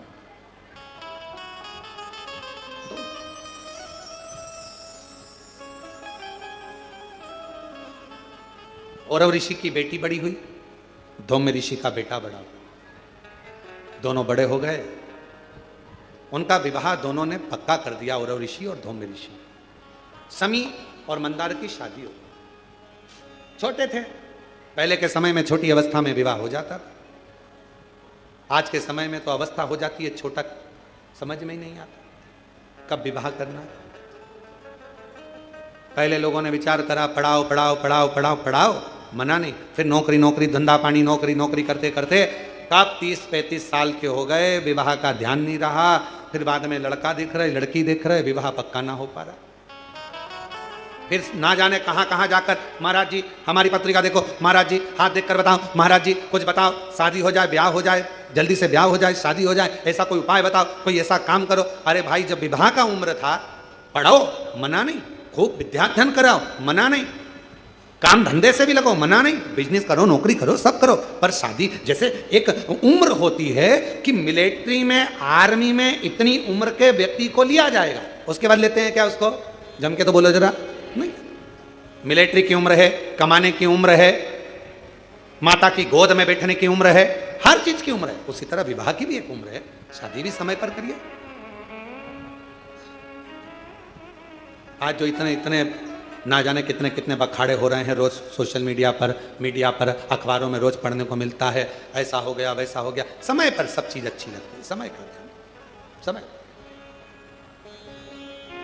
इसीलिए शिव महापुराण की कथा कहती है, धन सत्ता वैभव कुर्सी पद प्रतिष्ठा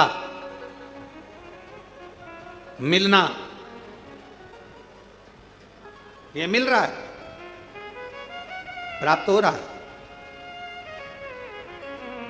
धन मिला, सत्ता मिली, वैभव मिला, कुर्सी मिला, पद मिला, प्रतिष्ठा मिली, सब कुछ मिली।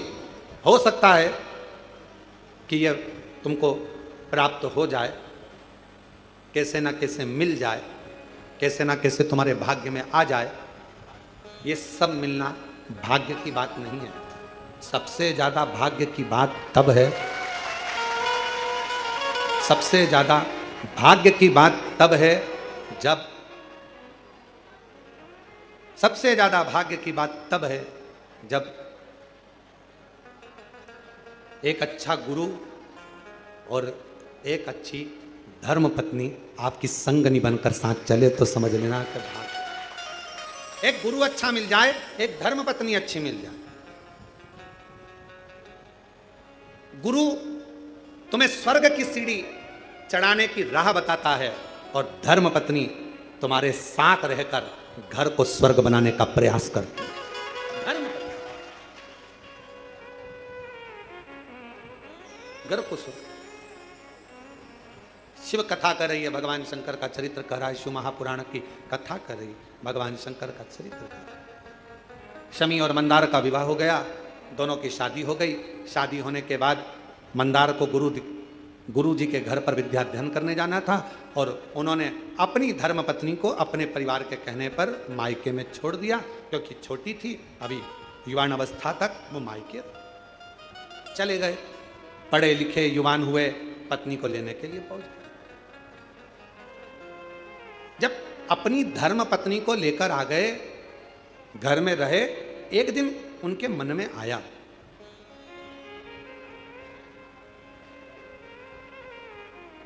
उनके मन में भाव प्रकट हुआ,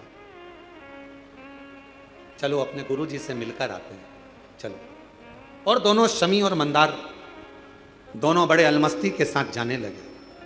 चलते चलते बीच में भुषुंडी ऋषि का आश्रम पड़ गया। अब भुषुंडी ऋषि को तो आप जानते ही होंगे कि भुषुंडी ऋषि का आश्रम मतलब भुषुंडी बाबा कैसे थे, गणेश जी के परम भगत। और भुषुंडी ऋषि ऐसे ऋषि थे भुषुंडी जी कि शायद दुनिया में इतना सुंदर ऋषिवर कोई हुआ ही नहीं, इतने सुंदर थे। अप्सरा लोक को छोड़कर भुषुंडी बाबा का केवल दीदार करने के लिए, दर्शन करने के लिए आती थी, इतने सुंदर। एक दिन भुषुंडी ऋषि के मन में आया कि मैं सुंदर हूं तो अप्सराएं मेरी ओर देखती हैं, भगवान को नहीं देखती, उनकी आराधना नहीं करती, सब लोग मुझे ही देखते हैं, क्या करूं ऐसी सुंदरता का। एक दिन भुषुंडी ऋषि ने तप करा, साधना कर कर गणेश जी को प्रकट कर लिया। गणेश जी ने कहा मांगो तुम्हें क्या चाहिए। कहा बस इतनी कृपा कर दो, जैसे आपका हाथी का मुंह लगा है, मेरा भी हाथी का मुख कर दीजिए। जैसे ही कहा तो गणेश जी आश्चर्य में पड़ गए कि हाथी का मुख लगाओगे, लोग क्या कहेंगे, तुम इतने बड़े ऋषि हो, इतनी सुंदर तुम्हारी काया है, तुम्हारा मुख इतना सुंदर है कि देवलोक की अप्सराएं तुमको देखने के लिए आती हैं, देवता तुम पर आश्चर्य करते हैं, और तुम हाथी का मुख लगाने की बात करते हो। हाथी का मुख, लोग क्या कहेंगे। भुषुंडी बाबा ने कहा कि प्रभु बस कृपा करो, तुम तो मुझे हाथी का मुख लगा दो। गणेश जी ने कहा चाहिए काय के लिए, तो कहा मेरे भजन में लोग परेशान कर, परेशान। हाथी तथास्तु। गणेश जी का मुख, सिर पर मुकुट होता था। भुषुंडी बाबा का कभी आप दर्शन करेंगे, गणेश जी का मुख लगा है, शरीर मनुष्य का है, ऋषि का, सिर पर जटा बंधी है, जटा। भुषुंडी बाबा का हाथी का मुख, सिर पे जटा।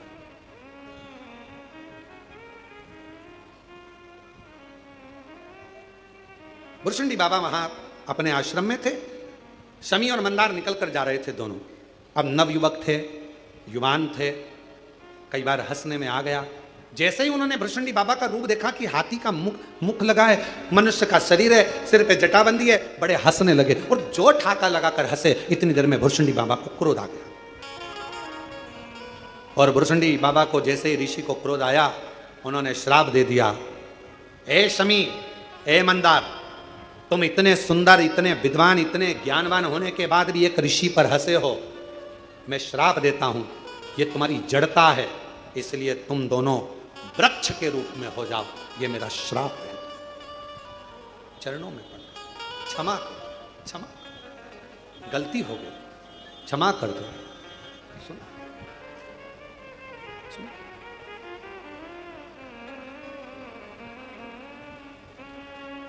बहुत समय हो गया, ना तो शमी आई ना मंदार आया, ना शमी आती है ना मंदार आता। पिताजी को लगा और ऋषि को लगा कि मेरी बेटी से मिलकर आऊं। मिलने गए तो बेटी नहीं थी। कहा धौम ऋषि ने, दोनों गए हैं पर आए नहीं, ढूंढने निकले। और ऋषि ढूंढने निकले, धौम ऋषि ढूंढने निकले। ढूंढते ढूंढते वहीं उसी स्थान पर भृशंडी बाबा के, भृशंडी ऋषि के आश्रम पर पहुंच गए। वहां पर जाकर नमन करा कि मेरे बेटे और बहू आए थे, क्या आपने देखा है? कहा उन्होंने मेरी हंसी उड़ाई, मैंने उन्हें श्राप दे दिया, वो वृक्ष बन गए। महाराज कृपा करिए, कृपा करिए, इन दोनों की मुक्ति का कोई उपाय बता दो। मुक्ति का कोई उपाय। कहा मैं गणेश जी की आराधना करता हूं, आप भी गणेश की आराधना करो। श्राप तो मैंने दिया है, पर श्राप से मुक्त भगवान श्री गणेश जी महाराज कर देंगे। धौम्य ऋषि ने और औरव ऋषि ने गणेश जी की आराधना करना प्रारंभ करी। गणेश जी प्रसन्न तो हो गए। गणेश जी ने कहा मांगो क्या चाहिए? भृशंडी ऋषि ने मेरे बेटा बहू को श्राप दे दिया है, उन्हें श्राप से मुक्त कर दो। भृशंडी बाबा ने तुरंत उसी समय पर गणेश जी महाराज बोले, भृशंडी ने श्राप दिया? वो तो मेरा परम भगत है, और अगर उसने श्राप दिया है तो मैं श्राप को तोड़ नहीं सकता। आप कुछ और मांगना हो तो मांग लो। महाराज क्या मांगे? आप उन दोनों वृक्ष पर कृपा कर दो।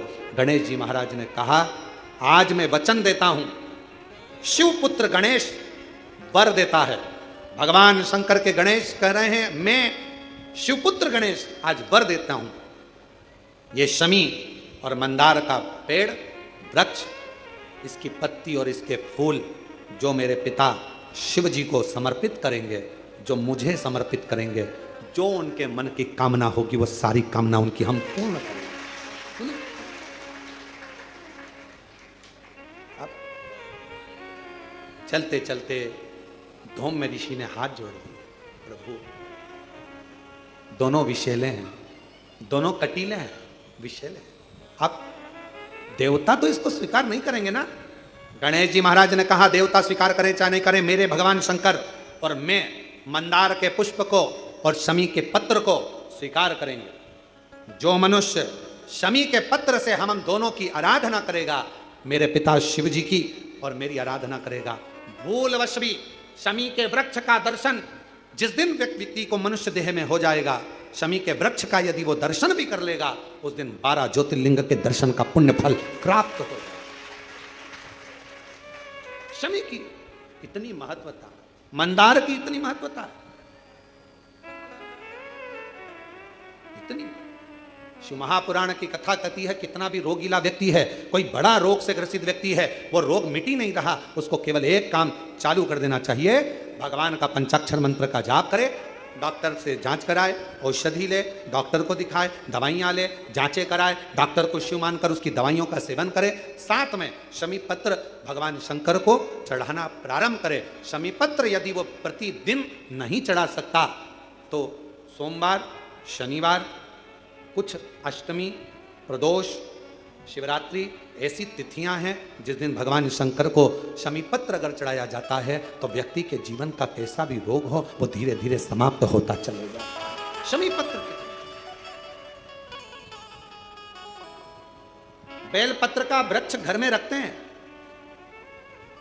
शमी का पौधा घर में रख सकते हैं, पर शमी का पेड़ घर में नहीं रख सकते। शमी छोटा रहे, छोटे से पौधे के रूप में रहे, तब तक घर में रहे, स्वीकार है, पर शमी का पेड़ अगर बनते चले जा रहा है तो वो घर के अंदर स्वीकार नहीं। शमी पौधे के रूप में गमले में रहे, क्यों? दर्शन होगा, दर्शन होगा। यहां तक कहा है महाराज, अगर शरीर का कोई अंग है, उसका एक प्रमाण है, देखिए यहां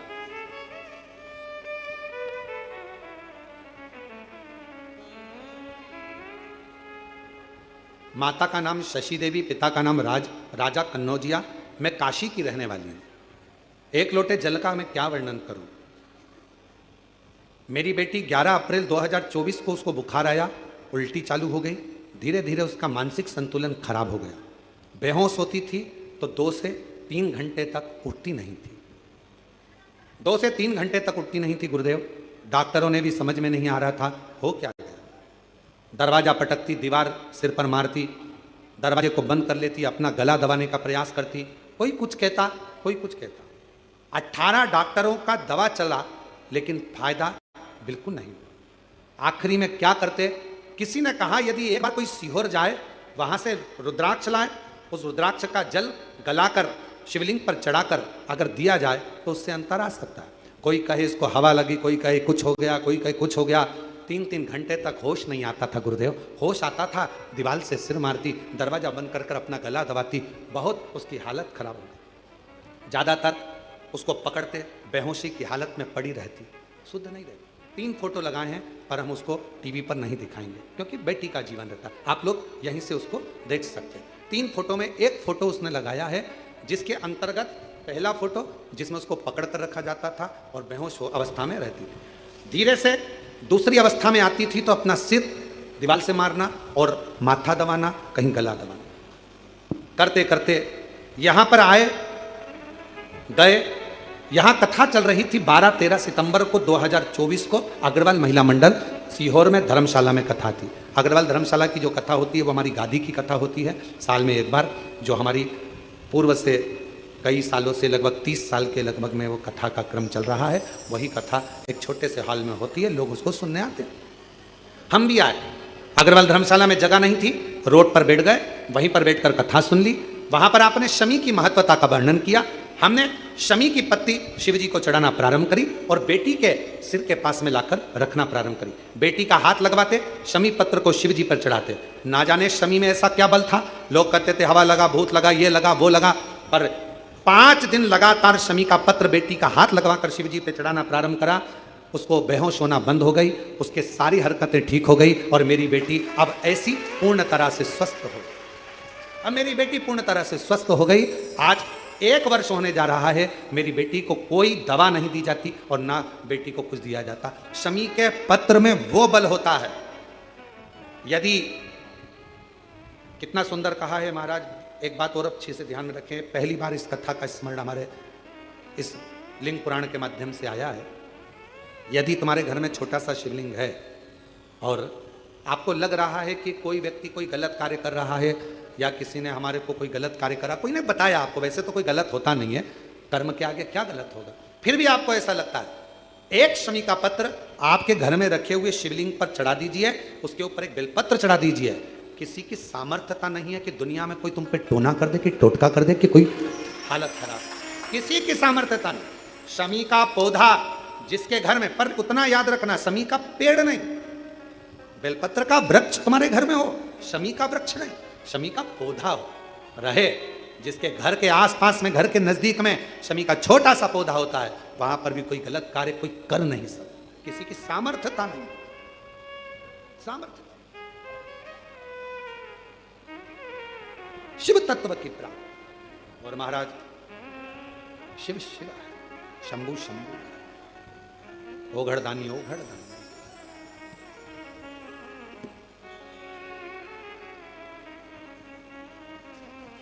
इसलिए शिव महापुराण की कथा नित्य स्मरण में रहती है, भगवान शंकर का आनंद कराती है।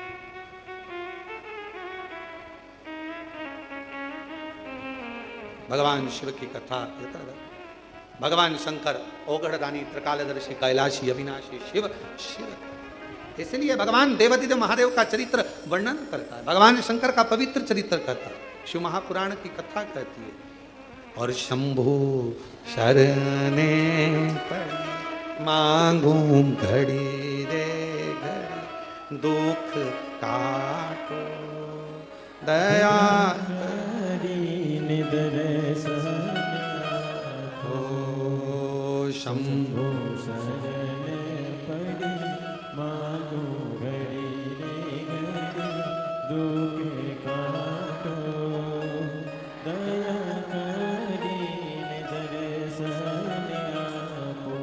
भगवान शिव से केवल दिल से प्रार्थना करो, मेरा हाथ पकड़ लो ओ भोले, दुनिया में हमारा कोई नहीं, मेरा हाथ पकड़ लो ओ भोले, दुनिया में हमारा कोई नहीं, मेरा हाथ पकड़ लो ओ भोले, दुनिया में हमारा कोई नहीं, मेरा हाथ पकड़ लो ओ भोले, दुनिया में हमारा कोई नहीं, दुनिया में हमारा कोई नहीं, दुनिया में हमारा कोई नहीं, दुनिया में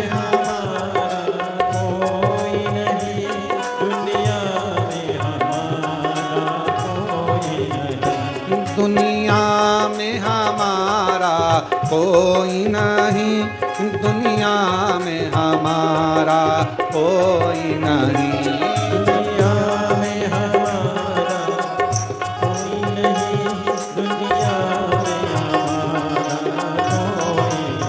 ओ मेरा हाथ पकड़ लो ओ भोले, दुनिया में हमारा कोई नहीं, मेरा हाथ पकड़ लो भोले, दुनिया में हमारा कोई नहीं। बड़े प्रेम से दोनों हाथों से ताली से वाले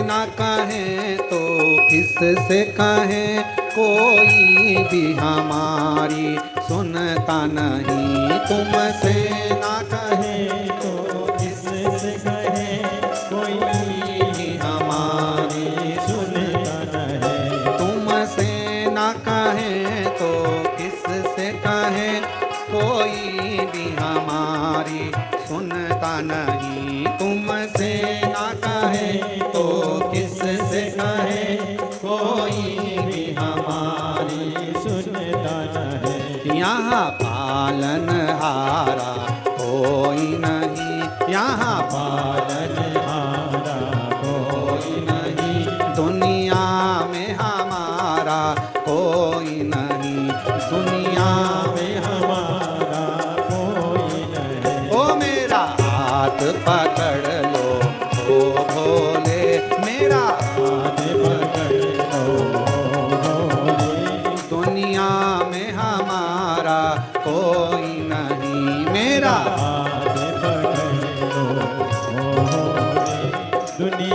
में हमारा कोई नहीं।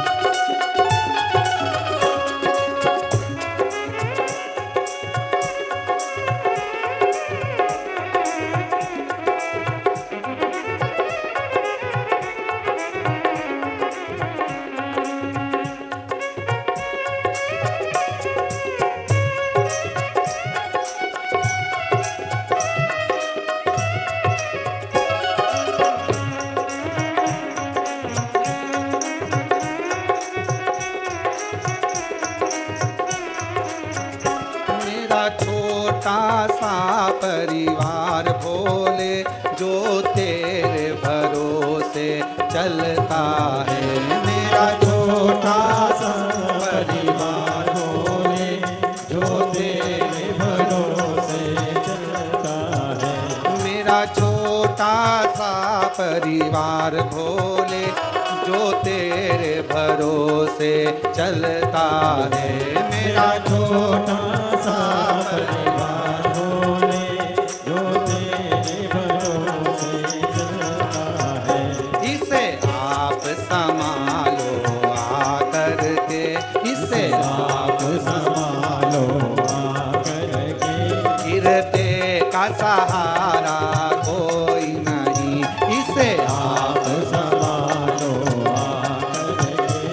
गिरते का सहारा कोई नहीं। मेरा हाथ पकड़ लो भोले, मेरा हाथ पकड़ लो भोले। दुनिया में हमारा कोई नहीं। मेरा हाथ पकड़ लो भोले। दुनिया में हमारा कोई नहीं। दुनिया में हमारा कोई नहीं। दुनिया में हमारा कोई नहीं। दुनिया में हमारा कोई नहीं। दुनिया में हमारा कोई नहीं। दुनिया में हमारा कोई नहीं। दुनिया में हमारा कोई नहीं। दुनिया में हमारा कोई नहीं। दुनिया में हमारा कोई नहीं। ओ मेरा हाथ पकड़ लो भोले, दुनिया में हमारा कोई नहीं। मेरा हाथ पकड़ लो भोले, दुनिया में हमारा कोई नहीं। के, इसे आप संभालो आकर के, इसे आप संभालो आकर के, इसे आप संभालो आकर के। गिरते का सहारा कोई नहीं, गिरते का सहारा कोई नहीं, मेरा हाथ पकड़ लो ओ भोले, मेरा हाथ पकड़ लो ओ भोले। दुनिया में हमारा कोई नहीं, दुनिया में हमारा कोई नहीं, ओ दुनिया में हमारा कोई नहीं, दुनिया में हमारा कोई नहीं, ओ दुनिया में हमारा कोई नहीं, दुनिया में हमारा कोई हार महादेव है। अपने बैठकर भगवान शिव जी से अपने मन का भाव कहिए, दिल से प्रार्थना करो, निवेदन करो, विनय करो, विनती करो। आज प्रदोष का दिन है। बाबा को अपने मन से, अपने भाव से प्रार्थना करिए, विनय करिए, निवेदन करिए। कंकर शंकर की भूमि है, कहीं पर भी बैठकर कंकर शंकर की धरा है, बैठकर बाबा को अपने मन का भाव कहना। जिस प्रार्थना को करने के लिए पूरी दुनिया कथा के पंडाल में जाती है, आपको वो प्रार्थना कंकर शंकर की भूमि पर बैठकर करने का सौभाग्य मिला है। जहाँ जगह मिले वहाँ बैठ जाओ और दिल से बाबा को अपने मन का भाव कहिए, प्रार्थना करिए। सभी लोग साथ में बोलिएगा, बाबा से विनय करिएगा।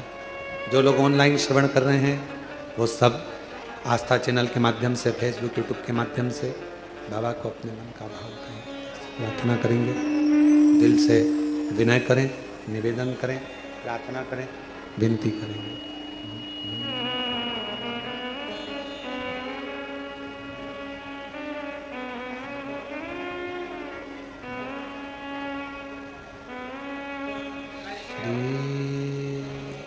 शिवाय नमस्तु, श्री शिवाय नमस्तु, श्री शिवाय नमस्तु, श्री शिवाय नमस्तु,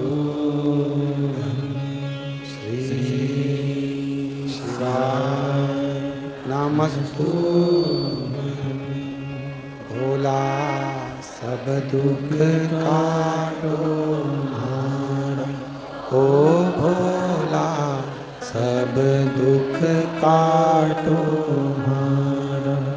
शिव शंकर जपो तेरी माला, भोले बाबा जपो तेरी माला। भोला सब दुख काटो हमारा, ओ भोला सब दुख काटो हमारा। वेश है मंगलकारी, वेश है मंगलकारी। शमशान वासी हमारा, शमशान वासी हमारा। ओ भोला सब दुख काटो हमारा, ओ भोला सब दुख काटो हमारा।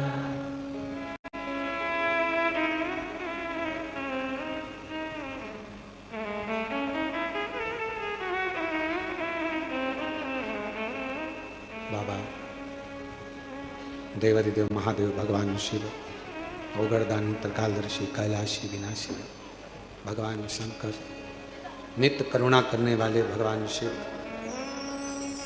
दया करने वाले दया सागर देवादिदेव महादेव की कथा कर रहे। एक शमी के पत्र में बल होता है। कितनी भी भारी बीमारी क्यों ना हो। एक पत्र आया है, देखिए।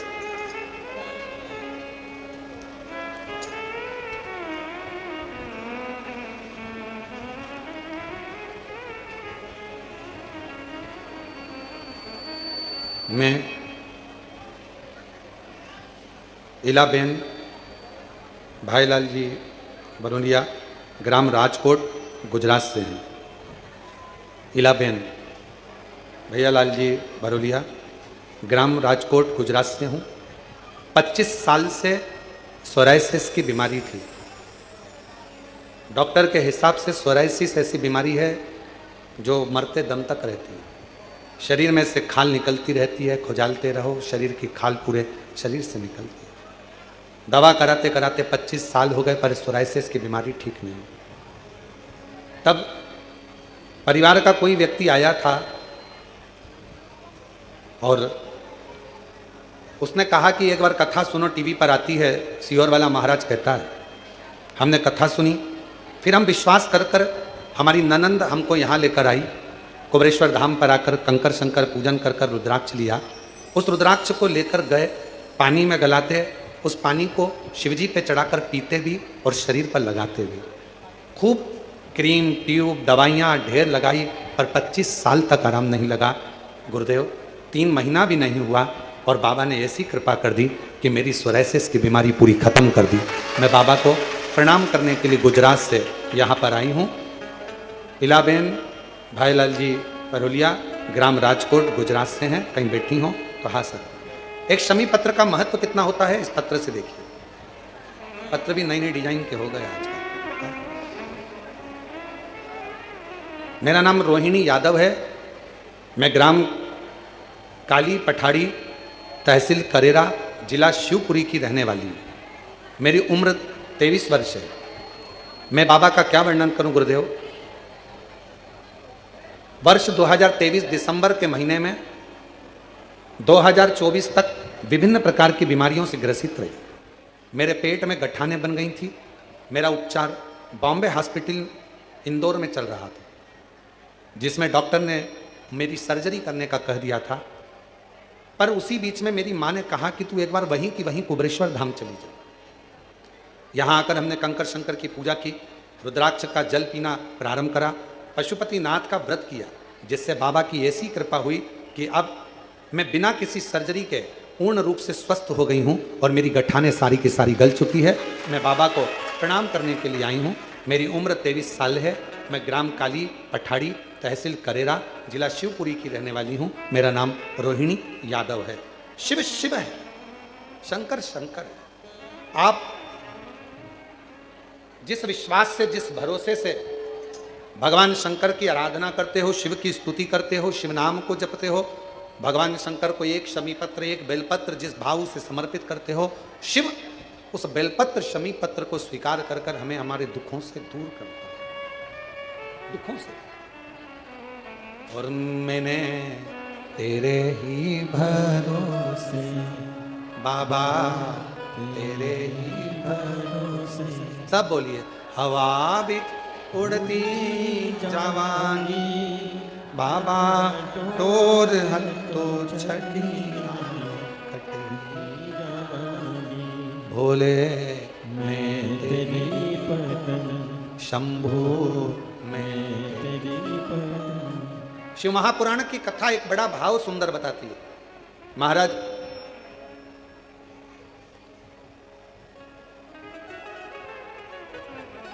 यदि शमी पत्र और बेलपत्र,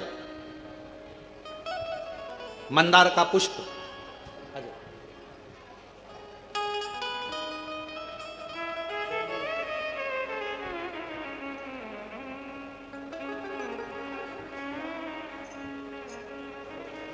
क्या पत्र था? रोहिणी यादव। पेट में गठाने हो गई थी, बाबा की कृपा से स्वस्थ। एक बार जोरदार ताली बजाकर स्वागत है। शंभु शरण पड़ी मांगू घड़ी रे, दुख काटो दया करी दर्शन। ओ शंभु शरण पड़ी मांगू घड़ी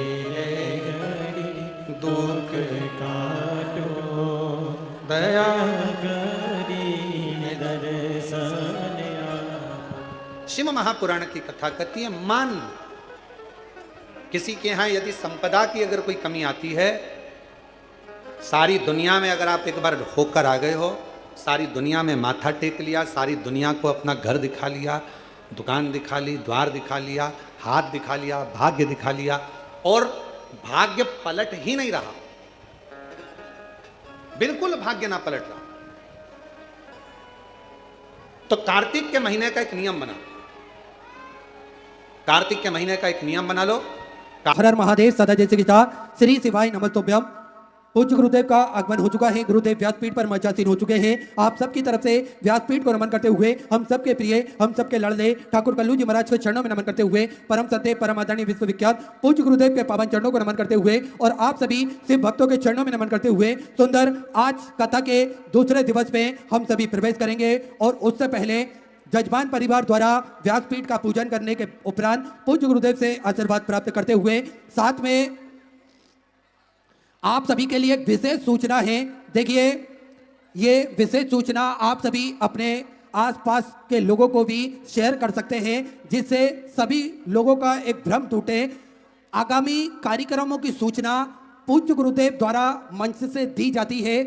जब तक कोई भी कथा मंच से अनाउंस नहीं हो, तब तक आप कोई भ्रमित प्रचार के दायरे में ना आए। कोई भी भ्रमित प्रचार करके बोल देता है कि इतनी तारीख से इतनी तारीख तक इस शहर में इस जगह पर कथा होगी, लेकिन लोगों उसके बीच में तैयारी कर लेते हैं, कुछ लोग अपने हिसाब से तैयारी कर लेते हैं और बाद में उनको नुकसान झेलना पड़ता है। तो मेरा निवेदन रहेगा, जब तक पूज्य गुरुदेव द्वारा व्यासपीठ से सूचना ना दी जाए, जब तक कोई वीडियो आपके पास में पूज्य गुरुदेव का ना पहुंचे, तब तक किसी भी कथा के बारे में आप श्योर ना हो, तब तक कोई भी कथा के बारे में आप पक्का विश्वास ना करें। ये सूचना आप सभी को पहुंचा सकते हैं।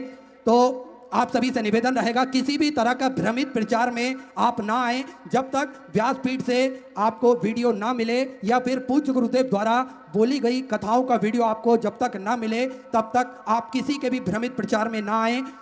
सुंदर आज कथा के हम सभी दूसरे दिवस पे प्रवेश करेंगे। आप सभी को ज्ञात है, सिद्धपुर नगरी सीहोर की पावन धरा पर नियमित रूप से सुचारू रूप से सेवा का कार्य चलता है। 351 कमरों के साथ में लगभग 15 से 16 बड़े बड़े हॉल भी इसके अंतर्गत बनाए जाएंगे, ताकि के भक्त बड़े ही आराम से रुककर भगवान का भजन कीर्तन स्मरण कर कर अपने जीवन को कृतार्थ कर सके, आनंद में कर सके। साथ में आप सभी को ज्ञात है, इस धर्मशाला से जुड़ा हुआ एक संकल्प और पूज्य गुरुदेव ने लिया है। प्रतिदिन कन्या विवाह निःशुल्क रूप से इस धरा से कराई जाएंगे।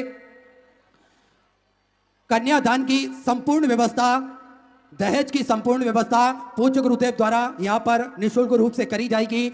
और वर पक्ष वालों को, वधु पक्ष वालों के रुकने की और भोजन की व्यवस्था भी पूज्य गुरुदेव द्वारा यहाँ पर निःशुल्क रूप से करी जाएगी। तो ऐसा संकल्प पूज्य गुरुदेव का है, जिसपे धर्मशाला कंप्लीट होने के बाद में ये प्रतिदिन कन्या विवाह का जो संकल्प लिया है वो पूर्ण किया जाएगा। साथ में आप सभी को ज्ञात है, गौ माता की सेवा प्रतिदिन सुचारू रूप से चलती है, जिसपे 2 और गौशालाओं का निर्माण कार्य सुचारू रूप से चालू कर दिया गया है, ताकि के गोवंश बढ़ता है तो उनको रखने के लिए उनके लिए और सुंदर और पर्याप्त व्यवस्था हो सके, इसलिए 2 गौशालाओं का और निर्माण कार्य सुचारू रूप से चालू कर दिया गया है। साथ में आप सभी को ज्ञात है कि प्रतिदिन पूज्य गुरुदेव ने एक संकल्प लिया है, सभी सनातन धर्म के मानने वाले लोगों के गले में रुद्राक्ष हो, सभी सनातन धर्म के मानने वाले लोगों के घर के मंदिर में रुद्राक्ष हो, और ये रुद्राक्ष का जल भोलेनाथ पर चढ़ाकर स्वतः ही इस रुद्राक्ष के महत्व को वो जान सके, समझ सके। इसलिए प्रतिदिन निःशुल्क रूप से रुद्राक्ष वितरण किए जाते हैं, सुबह 10 बजे से शाम 5 बजे तक, जिसका किसी भी प्रकार का कोई शुल्क नहीं लिया जाता है। साथ में रुद्राक्ष ना ही कुरियर किए जाते हैं और ना ही किसी के द्वारा किसी के हाथ से भेजे जाते हैं। आपको स्वतः ही कुबेर भंडारी की पावन धरा पर आकर ये रुद्राक्ष आप प्राप्त कर सकते हैं। तो ऐसे सारे सेवा के प्रकल्प चलते हैं, आप भी इन प्रकल्पों से जुड़ सकते हैं, आप भी कंधे से कंधा मिलाकर चल सकते हैं, कदम से कदम मिलाकर चल सकते हैं। और अपना महत्वपूर्ण सहयोग आप प्रदान कर सकते हैं। श्री विठले सेवा समिति के 2 account number axis bank account, central bank of India का चल रहा है। दोनों में से किसी भी अकाउंट में अपनी स्वराशि जमा कर अपना नाम व्हाट्सएप पर आप भेज सकते हैं और अपने नाम का अनाउंसमेंट करवा सकते हैं। घर बैठे आप ये सहयोग, ये सेवा प्रदान कर सकते हैं। तो आइए, जिन दानदाताओं ने, जिन भामाशाहों ने मंदिर, गौशाला, वृद्धाश्रम, अन्य क्षेत्र में अपनी स्वराशि प्रदान करी, उन सभी पावनसारी पुण्यसारी दानदाताओं के नाम श्री विशाल रानू साहेब जी, संभाजी नगर मराठी से 1101 रुपए की स्वराशि आपने बाबा कमलेश्वर धामी समृद्ध की। परेश बापू भाई जी बड़ौदा गुजरात से 1101 रुपए, गौरव जी सोनबाने की तरफ से बीजापुर मराठी से सुधा 500 रुपए, कमल जी बागरा की तरफ से चुरू राजस्थान से सुधा 500 रुपए, बाबू सिंह जी सिसोदिया कोटा राजस्थान से सुधा 1001 रुपए, पूनम जी गुप्ता बेंगलोर से सुधा 500 रुपए, धर्मेंद्र जी भदौरिया इटाबाद उत्तर प्रदेश से सुधा 500 रुपए, शरद जी मधुकर की तरफ से पुणे मराठी से 1101 रुपए, कैलाश सरोजी मेहरा की तरफ से हल्द्वानी उत्तराखंड से सुधा 3101 रुपए की स्वराशि आपने समझ की। रामेश्वर सिंह जी की तरफ से देवरिया उत्तर प्रदेश से सुधा 500 रुपए, कमलेश कुमार जी गुप्ता नई दिल्ली से सुधा 500 रुपए, राकेश कुमार जी की तरफ से बल्लभगढ़ से सुधा 500 रुपए की स्वराशि आपने समझ की। समीर सिंह जी की तरफ से पटना बिहार से सुंदर 1001 रुपए की स्वराशि आपने समझ की। सुनील कुमार सिंह जी की तरफ से बिहार से सुधर 1001 रुपए की स्वराशि आपने समझ की। राजेश्वर सिंह जी की तरफ से गोरखपुर उत्तर प्रदेश से 1000 रुपए, प्रकाश जी गुप्ता दिल्ली से सुधा 500 रुपए, नंद किशोर जी मून की तरफ से चूरू राजस्थान से सुधा 1100 रुपए, संगीता जी यादव की तरफ से बिलासपुर छत्तीसगढ़ से सुधा 500 रुपए, देवेंद्र जी पाल की तरफ से पठानकोट पंजाब से सुधा 1000 रुपए, ओम कुमार जी की तरफ से मुजफ्फरपुर बिहार से सुधा 1000 रुपए, प्रमोद जी उपाध्याय नेपानगर मध्य प्रदेश से 500 रुपए, गणेश जी प्रजापति जयपुर राजस्थान से सुधार 500 रुपए की स्वराशि आपने समझ की। दयानंद जी की तरफ से दिल्ली से सुधा 500 रुपए, राम भाई जी चौहान की तरफ से रायगढ़ छत्तीसगढ़ से सुधा 1100 रुपए, श्रीमती ओमवती जी सगवार की तरफ से छिंदवाड़ा मध्य प्रदेश से सुधा 2100 रुपए की स्वराशि आपने समझ की। संदीप जी मधुकर की तरफ से भीड़ महाराष्ट्र से सुधा 500 रुपए की स्वराशि आपने समझ की। सुदेश रानी जी की तरफ से जीरकपुर पंजाब से सुधर 6051 रुपए की स्वराशि आपने बाबा कुमरेश्वर धामी समृद्ध की बहुत बहुत बधाई। सुधा विचार आपके सुधा स्वराशि आपने समझ की। राजेश कुमार जी प्रजापति की तरफ से दिल्ली से सुधर 500 रुपए की स्वराशि आपने समृद्ध की। जीतू सुजान सिंह जी की तरफ से जोधपुर राजस्थान से सुधर 2100 रुपए, कांति प्रसाद जी गुप्ता जयपुर राजस्थान से सुधा 500 रुपए, श्रीकांत वसंत जी जोशी मुंबई से सुधर 1000 रुपए, सुषमा सिंह जी की तरफ से कोलकाता वेस्ट बंगाल से सुधा 500 रुपए की स्वराशि आपने समझ की।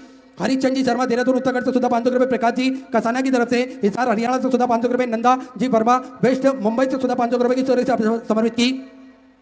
ऋतु राजी तिवारी नोएडा उत्तर प्रदेश से 1551 रुपए की स्वराशि आपने समझ की। कालीदास जी भोसले की तरफ से महाराष्ट्र से सुधा 500 रुपए, कमल किशोर जी बाड़िया की तरफ से हिमाचल प्रदेश से सुधा 500 रुपए, लवली मधुवानी की तरफ से राजनगर से सुधा 500 रुपए, विशाल जी गुप्ता कानपुर उत्तर प्रदेश से 500 रुपए, आशा सुनील जी पटेल की तरफ से भुसावल से सुधा 1000 रुपए, संजय जी के भट्ट जबलपुर मध्य प्रदेश से 500 रुपए, लोकेश जी ताऊ रायपुर छत्तीसगढ़ से सुधा 1000 रुपए, गोरख मच्छिंद्र जी लिम्बोरे की तरफ से अलिया नगर से सुधार 1100 रुपए की स्वराशि आपने समृद्ध की। प्रवीण जी गिरी की तरफ से हरियाणा से सुधार 1000 रुपए, मनोज कुमार जी साहू की तरफ से कोलकाता वेस्ट बंगाल से सुधा 500 रुपए, अरुण जी शर्मा धार मध्य प्रदेश से सुधा 500 रुपए, योगेश कुमार जी की तरफ से भटिंडा पंजाब से सुधा 500 रुपए, नवीन जी विश्वकर्मा की तरफ से नागपुर मराठी से सुधा 500 रुपए, महेश्वर प्रसाद जी पटेल की तरफ से जांजगीर छत्तीसगढ़ से सुधा 500 रुपए, डॉक्टर राकेश जी गुप्ता फिरोजाबाद से सुधा 1000 रुपए, संजय सिद्धू जी लोहार की तरफ से पुणे मराठी से सुधा 1000 रुपए, सूरज नारायण जी ठाकुर की तरफ से बिहार से सुधा 1100 रुपए की स्वराशि आपने समझ की। भेजनाथ जी जयसवाल की तरफ से सीतापुर उत्तर प्रदेश से सुधा 500 रुपए, श्रीमती ललिता देवी जी की तरफ से कल्याण से सुधा 1000 रुपए, श्रीमती उर्मिला जी की तरफ से राज्य झारखंड से सुधा 500 रुपए, मोहन सिंह जी चौहान धार मध्य प्रदेश से 1000 रुपए, प्रेम सुधा जी मित्तल की तरफ से दिल्ली से सुधा 500 रुपए, शालिनी जी महोबिया की तरफ से दुर्ग छत्तीसगढ़ से सुधा 500 रुपए, राहुल जी यादव खगड़िया बिहार से सुधा 500 रुपए, संजय कुमार जी भटक की तरफ से उत्तर प्रदेश से सुधा 500 रुपए, भानुमति जी परमार की तरफ से पुणे मराठी से सुधा 1000 रुपए, ज्योति जी बंजारी की तरफ से नागपुर मराठी से सुधा 500 रुपए, रश्मि जी शाह की तरफ से अहमदाबाद गुजरात से सुधा 1000 रुपए, बाला साहेब किशन राव जी की तरफ से संभाजी नगर मराठी से सुधा 5000 रुपए की स्वराशि आपने बाबा कमलेश्वर धामी समृद्ध की। मंदाकिनी रामराव जी की तरफ से नांदेड़ मराठी से सुंदर 501 रुपए की स्वराशि आपने समृद्ध की। सभी दानदाताओं को मैं हृदय की अनंत गहराई से नमन करता हूं, दंडवत करता हूं, प्रणाम करता हूं। सुंदर स्वराशि आपने समृद्ध की। जो भक्त अपनी स्वराशि मंदिर, गौशाला, वृद्धाश्रम, अन्य क्षेत्र बाबा कमलेश्वर धामी जो समृद्ध करना चाहते हैं, वे टीवी स्क्रीन पर श्री विठले सेवा समिति के 2 अकाउंट नंबर एक्सिस बैंक का और सेंट्रल बैंक ऑफ इंडिया का चल रहा है। दोनों में से किसी भी अकाउंट में अपनी स्वराशि जमा कर अपना नाम व्हाट्सएप पर भेज सकते हैं। आइए सीधे व्यासपीठ की शरण में चलते हैं। पूज्य गुरुदेव के सानिध्य में सुंदर हम सभी आज दूसरे दिवस की कथा श्रवण करेंगे। जय जय श्री राधे, हर हर महादेव, श्री शिवाय नमस्तुभ्यं।